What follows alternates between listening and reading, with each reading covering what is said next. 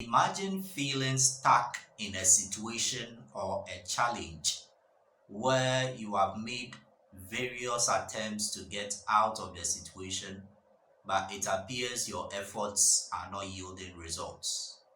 You have been exposed to a particular issue, a challenge, a situation. It's gotten you to a point where, you know what, whatever I do, I can't just get out of this situation. This is something I'm sure, in one way or the other, a number of us may have experienced, such that we began to put in no effort because previous attempts that we have made in trying to overcome the situation or challenge didn't yield any results. Now, this feeling of getting to the point where you feel powerless and then you now resign yourself to no effort is what is referred to as learned helplessness. Learned helplessness is a phenomenon that was discovered originally by a psychologist called Martin Seligman and his colleague Stephen Meyer in the late 1960s. Now, their experiment found out something that was really intriguing and became the cornerstone for understanding this human experience where individuals can learn to be helpless. And we'll explain that in today's lesson. Welcome once again to a mental health topic on this channel. This is Wisdom, and I hope that you find it useful. Now, learned helplessness can be simply explained as a state of mind where an individual believes that they have no control over their circumstances, even when there may be opportunities for escape, for change, or for progress, due to repeatedly failing at certain attempts. So, would look at a few instances that reflect this particular explanation of learned helplessness. Now, imagine for a moment a student who has been struggling in mathematics. He has done all that he can. He goes for group studies. He solves past questions. He attends all class sessions. He stays back for, extra class. But all of this does not yield any results when it comes to his performance in mathematics at the end of the term or semester. This has continued for many academic years despite his efforts at getting better with mathematics. Now it gets to a point where this student that we may call Joel decides that, you know what, I've been trying and trying. I still can't get better in maths. My results are still the same. I can't do anything about it. And because of that, their motivation for getting better in mathematics dwindles. They no longer put in that effort that they were intentionally putting in to get better in mathematics. And soon enough, they stopped attending those group meetings they said could help them with their mathematics. They stopped, putting in that extra effort with solving past questions and doing all that extra midnight learning. Michael, on the other hand, at his workplace, he's been trying to please his boss. When he's given tasks, he tries to go the extra mile, but then whatever he does doesn't seem to be recognized. He doesn't seem to get the needed applause or, positive affirmations that he thought he could get by keeping on, trying, doing his best. And at a point, he feels that no matter what I do, Even if it is my best attempt, I will not be recognized and I will not be appreciated. And therefore decides that I'll not put in that extra effort again. Then finally, we can think of a lady in a relationship where she's being abused by this gentleman who is an abusive, partner. The lady has tried all she can to get this guy to change, but it seems that it is not working. He still insults her, he still beats her up, and a lot of things happen that despite the fact that this lady has brought in others to talk to him and all that, he still doesn't change. And so at some point, she decides that I can't do anything about his character. Well, I love him and I'll keep it at that. All these three instances are just a few out of many cases we can look at where individuals can get to that point where they feel powerless and have this sense of no control over the outcomes of their efforts and situations due to repeatedly failing with previous attempts of escape. So when we are faced with adversity, when individuals are abused continuously and they are not able to escape, they are not able to get out of it, all attempts to get out of that abuse fail.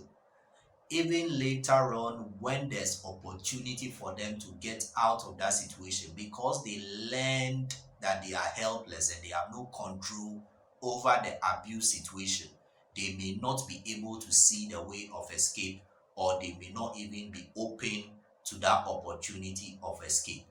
And this phenomenon is common, and it is important for us to understand it and be able to help ourselves or help somebody who may be going through learned helplessness.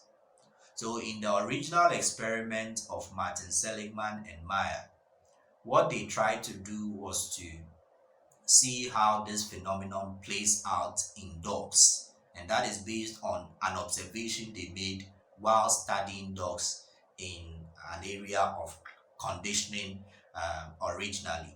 So in their experiment, one group of dogs were exposed to inescapable electrical shocks. So they are put in a cage where there is electrical shocks are initiated in that chamber or cage that they are in, and they cannot escape. Wherever you go within that setup, it is the electrical shocks, mild electrical shocks would affect you.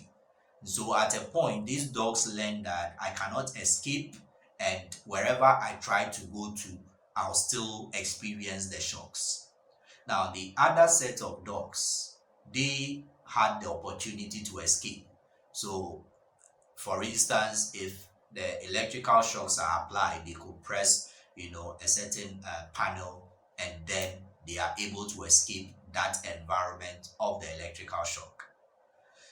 Now, once these set of dogs were exposed to this situation, in the next phase, they were put in a shuttle box, and in there were two chambers, and then something dividing the two chambers. So one side where the dogs are placed, mild electrical shocks are applied, and it is possible for them to jump over to the next chamber where the electrical shocks are not.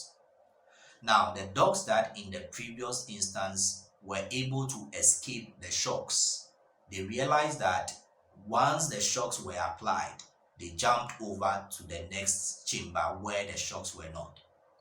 Interestingly, the dogs that were in the inescapable group for the previous phase, most of them or almost all of them didn't make attempts to escape, although there was an opportunity to jump over to a chamber where there was no electrical shock. Now, there were two key takeaways from their experiment.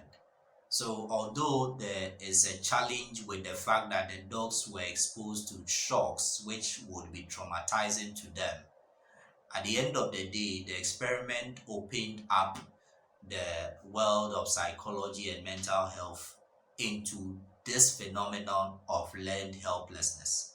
And the researchers identified that the group of dogs that were initially in the inescapable group from the electrical shock experienced or exhibited what is referred to as learned helplessness.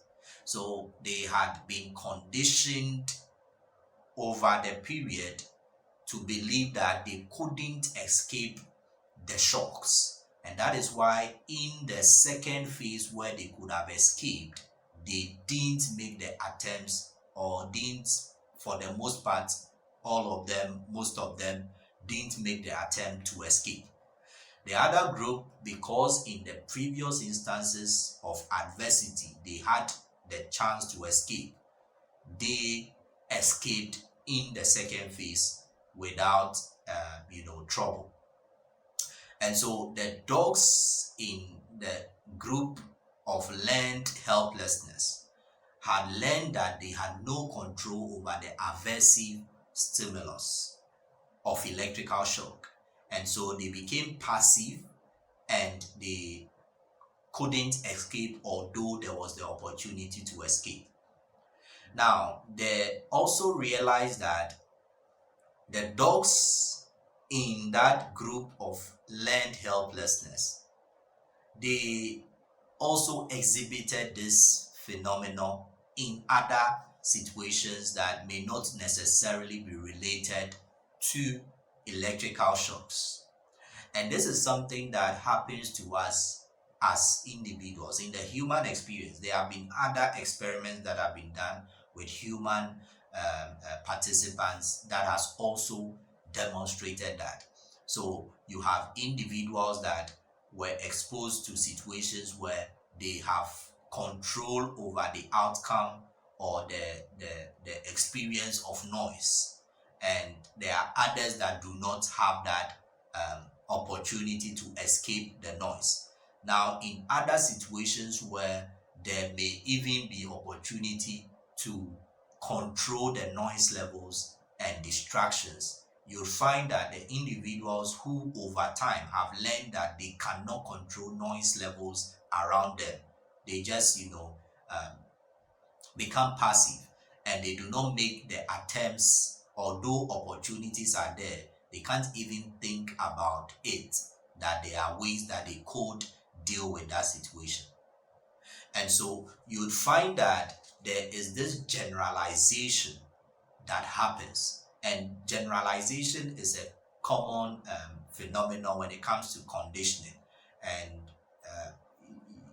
we talk about classical conditioning and operant conditioning in learning when it comes to human experiences. And so this generalization is where, because of one experience in one situation, we then begin to exhibit similar attitudes or responses in other situations that may or may not be similar to the previous one. So the issues of abuse that individuals may go through, individuals that go through a lot of abuse, physical abuse, verbal abuse, over time they may learn that they have no control over abuse. And because they may even have tried to escape that situation of being abused by someone, the whole attempts have failed.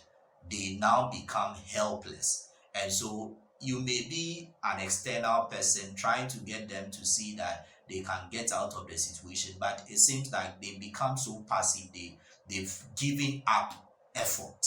And that is because they have learned to be helpless. They believe that they have no control over the adversity they find themselves in and the outcome thereof. And so they would then potentially not seek help or even attempt to leave that environment of abuse that they are going through. And the instance of the student with mathematics difficulties may then no longer put in efforts that can help him to become better in mathematics. So, because this is a phenomenon that is common to the human experience, if you find it as something that probably you can relate with, or someone that probably may be experiencing that learned helplessness, and for some people it can be even more severe, such that it makes them become very dysfunctional, and they are not able to progress, they are not able to grow in specific areas of their life. These are three key tips that you can use to address learned helplessness. The first one I want to talk about is to learn to practice self-compassion and self-encouragement. Now, this may be difficult for somebody who has learned to be helpless, been conditioned by aversive situations where they can't escape, to be helpless. And so one thing that can begin to help you is when you talk to yourself in a positive light. And so what we call positive self-talk. And if you cannot do it for yourself, you need to get yourself around people that can help you to see that you have the ability to overcome your situation or challenge. So people that will tell you that you can become better in maths, you are doing well in other subject areas, and so they help you to understand that it is not as if you cannot escape. They give you some encouragement, and you pick on that encouragement to encourage yourself, reminding yourself that your past accomplishments, your past failures, and all of that do not define you. They do not define you. So these positive affirmations, I am good, I am not my troubles, I am not my past and my challenges, can be a starting point to helping yourself. It is difficult, but the more you talk positively to yourself and about yourself, the better you help yourself to get out of that situation of hopelessness, literally. And you also want to begin to celebrate the small wins. Sometimes it's because we feel the attempts we are making are not bringing the results we want.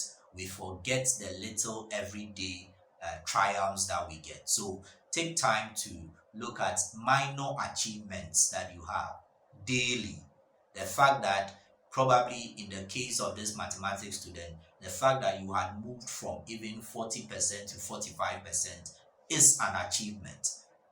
Celebrate that achievement. You may not have moved to 80 or 90 or 70, that would have been like a major achievement. But the fact that even 5% has been added to your previous score is a sign that you are making progress. So recognize your little wins and celebrate them. And so that is it for practicing self-compassion and encouragement. It is a key thing to do. The second thing I want to talk about is to learn to develop a growth mindset. Growth mindset is saying that I know I have many more opportunities to get better.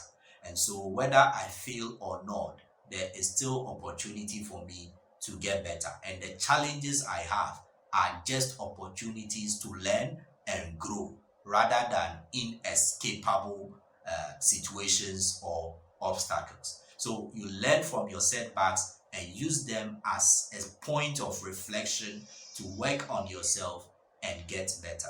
And you continue learning, talk to people, learn from people, seek help, professional help from a mental health professional, a counselor, psychologist, things that can help you to get to know yourself better and to grow.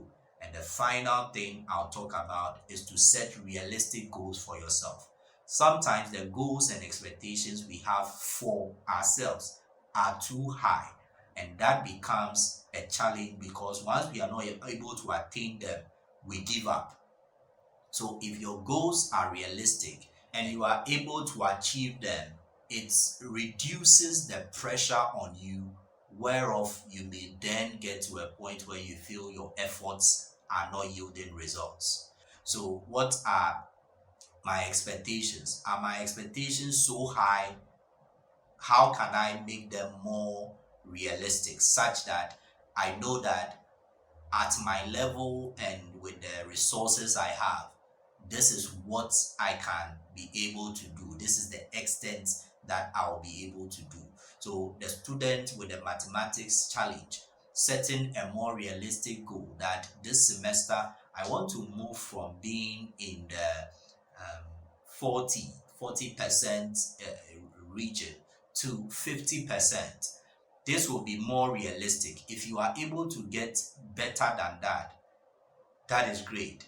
But you don't set a goal of 80%, 90%. That is, yes, somebody will say you are thinking, positively, you believe in yourself. That is fine. But that belief, that positive thinking is unrealistic to the strength and how much progress you may be able to make within a particular semester. If you continue setting very high goals and you are not able to meet them, it's like you are doing a high jump and you set it so high, knowing that already you are struggling at a lower level.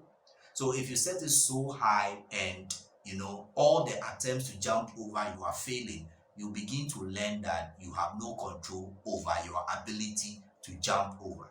But if I set it down and I get over it, it encourages me that, okay, I've been able to jump this height. Let me move it up a bit. I keep trying, I keep failing. I get others, as we mentioned, getting yourself around people that will encourage you and using that encouragement to encourage yourself. As I lay hold on that and I use that, at some point I'm able to jump over, then I move it higher, gradually increasing the level of difficulty or the level of expectation that you put on yourself. As you build more confidence, this will help you to be able to overcome the challenge of learned helplessness. So really, your goals should be realistic. They should be one that you can achieve based on your own strengths and what progress can put little pressure on you. That is something that is important and that you should do. And so you shouldn't say that. So for instance, somebody that wants to lose weight, you shouldn't say that I want to become slim, this month. No, that may be unrealistic. So you tell yourself that this month I want to reduce this amount of weight, and you try to see how this will go. And as you are getting along with your daily exercising and routines that can help to reduce your weight, you'd then increase the expectation alongside, and that is a more realistic way to live. Now, concerning the goals and expectations you set for yourself, we can say that you should set SMART goals, and I'm sure you have heard about the SMART goals. Being specific with your goals, I will do 30 minutes of exercise every day because I want to be healthier. It's specific, and that will contribute to your final goal of becoming a healthier person. It should be measurable. You should set the days that you want to exercise and which specific exercises you want to do, so that it doesn't become like, oh, every year I tell myself I'll exercise but I'm not able to do it, I give up. That is a form of learning that you are helpless and you can't control the exercise routines that you expect to be able to do. So it should be measurable such that you have days and, as we mentioned, specific, so number of minutes to do, so that you can track yourself and measure whether or not you are making progress. And it should, as we mentioned earlier, be realistic. It should be something you can achieve. So I don't tell myself I want to exercise for 2 hours every day when you know that your work routines and the demands on you cannot allow for that. So set achievable goals for your exercise routines. If not, you at a point give up on exercising completely. So I'll do 20 minutes of exercise, during the weekdays before going to take my bath, and during the weekend I'll do 1 hour early in the morning. So you set goals that can be achieved. They are reasonable and realistic, and they should be relevant, as aligned to your goals and your values and your personality and your whole, routines as a person. And there should be time uh, allocated to those expectations. All of these can help you to be able to live within a structure that promotes your capacities and abilities, rather than highlight an inability to do the things that you want to do. So these are some of the things I believe can help with learned helplessness. The phenomenon is one that can easily affect us, particularly in situations where we believe we are not able to get results despite our efforts. Somebody who is frustrated, after many attempts of seeking a job, they've written applications upon applications, they don't get called. The person gets to a point where they may give up even applying for job opportunities or for schools, because they've been rejected several times. So it is a common phenomenon, and I hope that with these few tips that I have shared in this particular presentation, you will be able to apply them and overcome that experience of learned helplessness, or even help somebody to overcome it. Thank you so much for joining today's mental health lesson on this channel. I hope that you subscribe to the channel, share it with someone, and like the video as well, because that helps to promote it on this platform. See you in another lesson on this channel. Stay safe and take care. Bye bye.